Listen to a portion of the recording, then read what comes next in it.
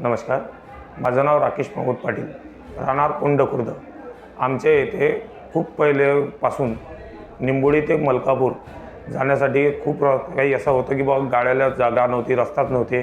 चेनुभाऊंनी स्वतः तिथं JCP आणि काही असे विकास कामं करून काही गावातून वर्गणी अशी करून आम्ही स्वतः तो रस्ता तयार केला। चेनुभाऊंनी तो डांबरीकरण केला।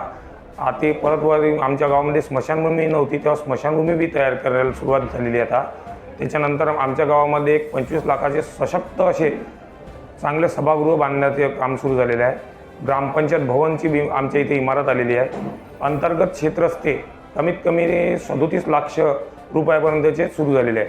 आणि सरपंचांनी सांगितल्यानुसार कमीत कमी 3 रस्ते शेतरस्ते हे मंजुरातसाठी मुंबईला टाकलेले आहेत। तरी माझा विषय असा आहे की माझं म्हणणं असं आहे की माझ्या गावकऱ्यांना बी आणि माझ्या समस्त मतदारसंघातल्या माणसांना की बाबा माझे मत तर विकासाला आहे, विकासाला म्हणजे माझ्या चेनुभाऊ संचेतींना।